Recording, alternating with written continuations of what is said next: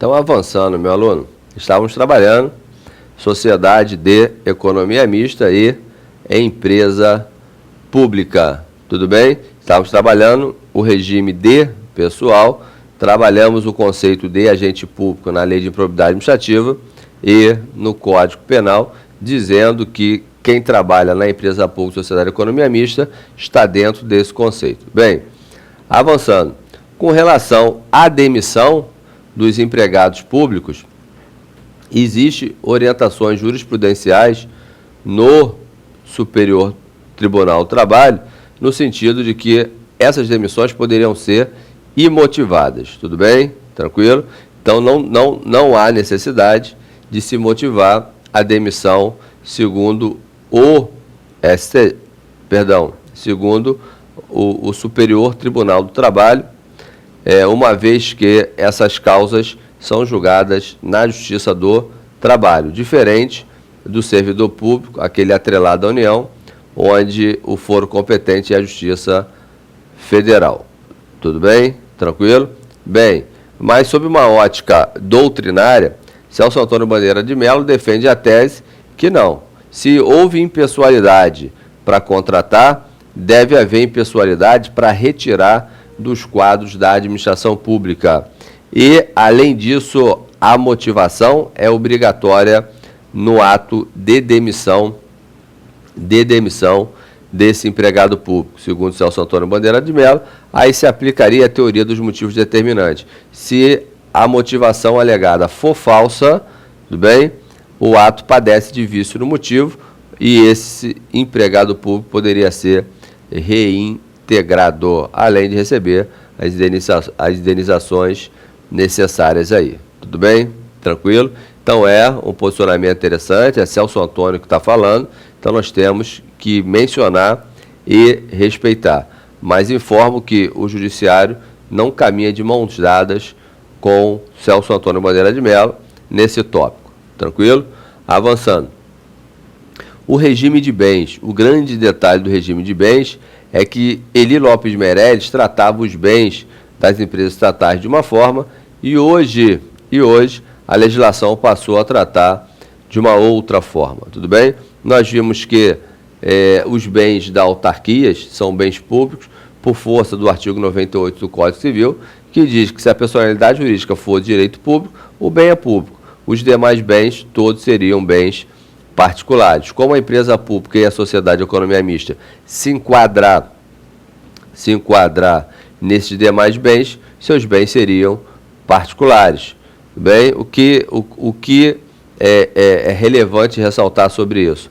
Se o bem público é impenhorável, esse passaria a ser penhorável. Se o bem público não pode ser usucapido, esse poderia ser usucapido por ser um bem particular e haver a previsão no artigo 173 da Constituição que na empresa pública e sociedade de economia mista, principalmente aquela que exerce atividade econômica, você teria sobre ela toda a legislação civil e comercial das empresas privadas, ordinariamente falando. Tudo bem?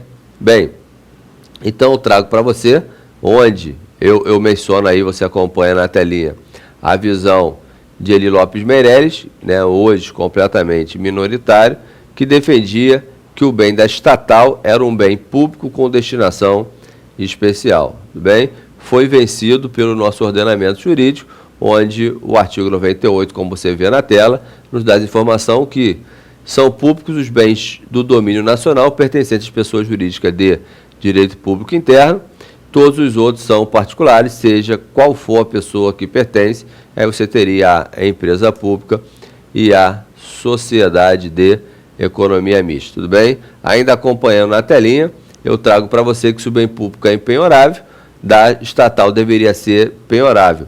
Se o bem público é imprescritível, ou seja, não é objeto de uso capião, independentemente do tempo de uso desse bem, já o bem privado deveria ser prescritível por excelência. Tudo bem? Então, o que nós vamos fazer agora é algumas ponderações acerca do que foi mencionado.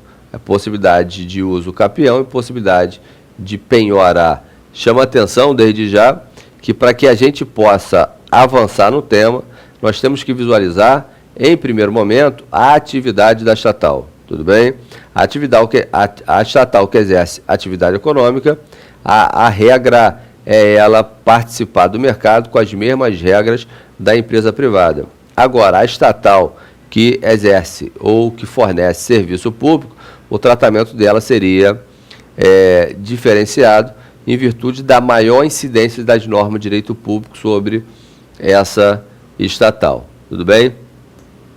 Bem, então o grande detalhe se dá por conta dessa diferença da atividade econômica e a incidência das normas de direito público na estatal prestadoras de serviço público. Bem, na estatal econômica, toda doutrina vai se levantar no sentido de dizer que é possível fazer a penhora desses bens. Agora, na estatal que presta serviço público, é possível sim fazer a penhora, mas nos bens que não esteja afetado a prestação da atividade de serviço público, uma vez que sobre ela você tem pesando o princípio da continuidade do serviço público. Então, quais são os bens penhoráveis na estatal? Se for atividade econômica, todos. Se prestar serviço público, apenas os bens que não estejam afetados à prestação desse serviço público. Tudo bem? Tranquilo? Bem, trago aqui para você a redação do artigo 173, para que você possa se convencer definitivamente que ele trata da estatal que explora a atividade econômica e é essa que ele diz que se aplica todos os direitos e obrigações civis, comerciais, trabalhistas e tributários próprios das empresas privadas, conforme você acompanha aí no inciso 2º do artigo 173 da Constituição. Tudo bem? Então, avançando.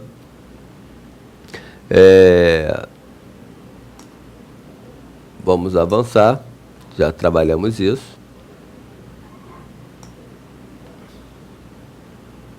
Bem, eu trago aqui um texto para você, acerca, até para que a gente possa concluir. Eu digo, o que vão dizer a doutrina e a jurisprudência acerca da penhora?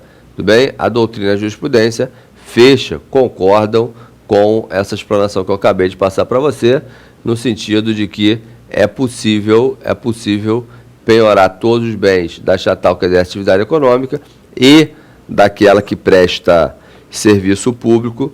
Só é possível penhorar os bens que não estão afetados à atividade. Tudo bem? Tranquilo? Então vamos continuar. Maria Silvia também coaduna com esse entendimento. E agora a pergunta a ser feita com base na prescritibilidade ou não do bem. A pergunta é: bem de estatal pode ser usucapido? Bem, evidente que se a atividade é econômica, você não vai poder alegar continuidade do serviço público e certamente pode ser usucapido. Bem, independente se o prazo vai ser de 10 anos, de 15 anos, como nós vamos ver lá no Código Civil. A pergunta que se faz é o seguinte: a mais interessante é o seguinte: essa estatal poderia alegar que há usucapião ocorrendo, isso estaria atentando contra a continuidade do serviço público? O entendimento majoritário é que não. Porque você veja bem, um bem para ser usucapido, em regra, ele fica nas mãos do particular por 15 anos, independente, se for uma usucapião independente da boa-fé do particular, por 15 anos, ou por 10 anos, se ali se constituir uma moradia do particular. Tudo bem? Então perceba que é muito tempo para que caiba a alegação de que a continuidade do serviço público está sofrendo um atentado, ou seja, aquele bem já não está sendo utilizado por pelo menos 10 anos. Então, dessa forma, independentemente da atividade, se é econômica ou se é prestação de serviço público, o entendimento é que poderia sim haver essa usucapião. Trago aqui para você o artigo 1238, para que a gente não fique só no mundo das ideias, do Código Civil, que trata, que vai consignar para você esse prazo de 10 anos e esse prazo de 15 anos da uso capião, tudo bem? Então você tem lá o artigo 1238, acompanhe na telinha, que a gente vai fazer a leitura dele, fazer as considerações pertinentes. Aquele que por 15 anos, sem interrupção, é uma ocupação sem interrupção, perceba que em momento algum esse bem foi trabalhado na prestação de serviço público, nem oposição, ou seja, a estatal em momento algum contestou o uso daquele bem pelo particular, possuir como seu um imóvel, estamos falando de uso capião de bem imóvel, adquire-lhe a propriedade independentemente de título de boa-fé. Ou seja, não se pesquisa aqui quais foram as razões do particular ou se ele tinha ou não conhecimento que o bem pertencia a uma estatal. Pode requerer ao juiz que declare por sentença, legal que é essa sentença que vai dar ao particular o direito de registrar aquele bem em nome próprio. Então, o qual servirá de título para registro no cartório de registro de imóvel, tudo bem? Então, 15 anos dá ao particular a possibilidade de se tornar proprietário do bem que já foi da estatal, seja ela exercendo atividade econômica ou prestando serviço público. O parágrafo único faz menção à redução do prazo, o prazo estabelecido nesse artigo reduzir-se-á a 10 anos se o possuidor houver estabelecido no imóvel a sua moradia. Então perceba que ainda que não more, é possível a uso capião. Agora, se estabelecer moradia, o prazo diminui para 10 anos, tudo bem? Ou nele realizado obras ou serviços de caráter produtivo. Então aqui é a regra geral da uso capião no Código Civil, tudo bem? Trago aqui uma ponderação do STJ e o informativo 297, que trata do termo, onde o STJ diz o seguinte: o requisito temporal para uso capião demonstraria que aquele bem não é essencial para a continuidade do serviço público, como havíamos falado. E ele continuou: o prazo necessário para uso capião demonstraria que aquele bem não é essencial e, portanto, não há de se falar aqui nas ressalvas da continuidade do serviço público na uso capião, tudo bem? Então, pouco importa a atividade desenvolvida pela estatal, informativo 297, tudo bem? Avançando, uma outra pergunta que se faz é acerca do controle pelo Tribunal de Contas da União, sobre as estatais, ou seja, aquele controle financeiro que o Tribunal de Contas faz na direta, na autárquica e na fundacional. A pergunta é se ele se estenderia às empresas estatais. Bem, num primeiro momento, o entendimento jurisprudencial é que não deveria haver controle nas estatais, uma vez que, acompanhando na telinha, o artigo 71, inciso 2º da Constituição, faz menção que o controle do Tribunal de Contas da União, o FOCOP, financeiro, operacional, patrimonial, contábil, tudo bem? Esse controle do Tribunal de Contas, ele apenas abrangeria o administrador de bens e valores públicos da administração direta e indireta. Apenas abrangeria bens e valores públicos da administração direta e indireta. Tudo bem? Então perceba que os bens públicos não estão dentro da empresa estatal. Dessa forma, num primeiro entendimento, não deveria haver esse controle, porque ali não existe bens e valores públicos. Esse foi o primeiro entendimento. Houve uma mudança de interpretação, onde a ideia é a que eu trago aí na telinha para você, fundamentada pelo ministro Marco Aurélio, e ele diz o seguinte: tudo bem, então vamos olhar, esse é o argumento do ministro Marco Aurélio, vamos olhar o momento de criação. De onde vem esse bem?